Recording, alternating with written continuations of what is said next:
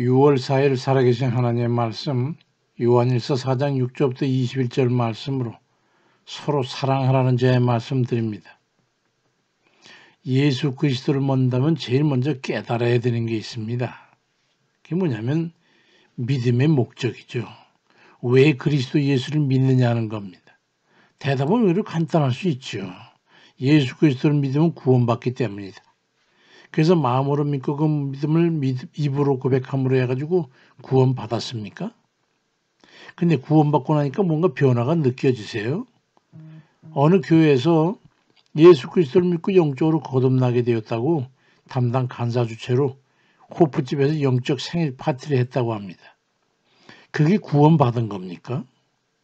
베드로가 마태복음 16장 16절에서 주는 그리스도의 살아계신 하나님의 아들이십니다라고 고백해서 주님께 무지하게 칭찬을 받고 나서 그래서 마태복음 16장 19절에 내가 천국 역사를 네게 주겠다.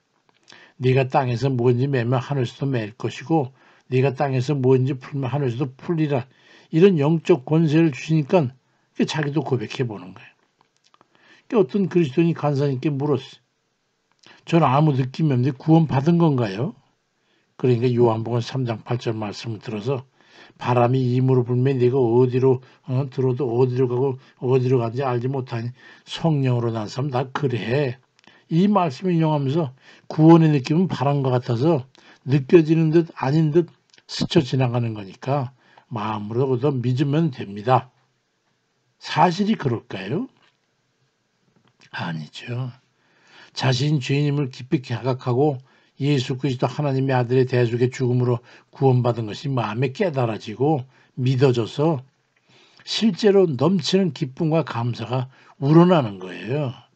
그런 느낌을 실제로 받습니다. 실제로 하나님의 사랑이 느껴지는 거예요. 그게 마음으로부터의 회개와 변화된 삶으로 전환하는 그런 일대 결단이 실행되는 겁니다. 변화가 일어나지 않는다면 그 구원이 사실인지 스스로 다그쳐 봐야 합니다. 예수 그리스도를 믿게 되었는데 이튿날 여전히 술 생각이 나가지고 어제 함께 구원받은 친구를 전화로 불러내가지고 한잔하러 가자고 초청합니다. 그리고 성매매하는 곳까지 가서 성욕을 풀고 돌아와서 몽롱한 삶으로 귀환합니까? 그렇다면 구원받기 이전과 이후에 무슨 변화가 있는 겁니까? 여전한 죄 가운데서 오늘도 예수 그리스도를 십자가에 못 박으면서 어떻게 구원받다는 것인지 알 수 없는 일 아닙니까? 근데 어떤 일은요? 아니, 도저히 구원받을 수 없는 내가 내 죄를 지고 영영 멸망받을 수밖에 없던 이 죄인이 하나님의 은혜로 하나님께서 오신 그 아들을 나를 대신해 죽게 하셔가지고 내가 구원받게 되었단 말이지. 이게 깨달아지는 거예요.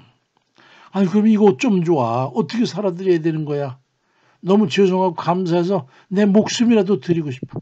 나의 구세주인 주께서 내게 원하시는 게 뭐야? 그걸 생각해서 변화된 삶을 살아드리겠다고 결단하는 거예요.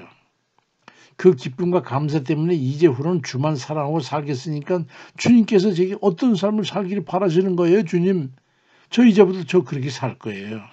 지난날의 지은 죄를 생각나는 한 모두 회개하고 돌아서기로 결단하는 겁니다.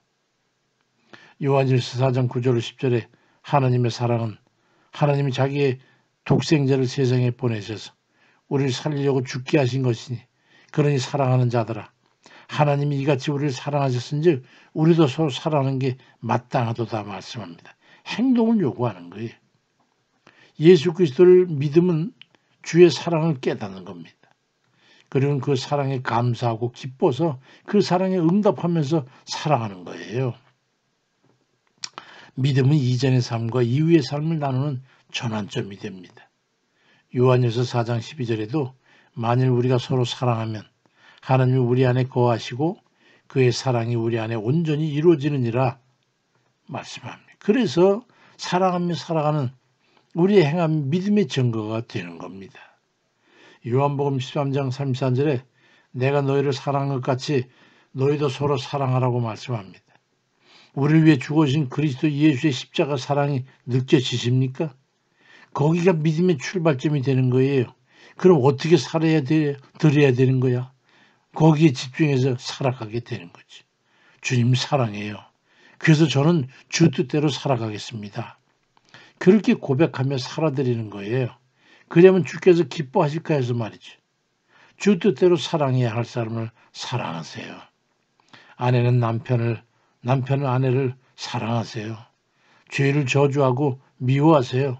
그리고 다시는 그렇게 살지 않겠다고 결단하세요. 그리고 내가 기도할 때 주님이 기뻐하시는 걸 깨닫고 나서부터는 기도에 열중합니다. 의롭고 바른 삶을 성실하게 살아가니까 주께서 환하게 웃으시는 걸 알게 돼가지고 주의 사랑에 감사하면서 열심히 살아가는 거예요. 주를 사랑하고 관계된 이들을 사랑하고 주께서 기뻐하시는 그 삶을 살아가는 그런 믿음의 확고한 자녀들 되시기를 주의 이름으로 축원드립니다. 아멘입니다.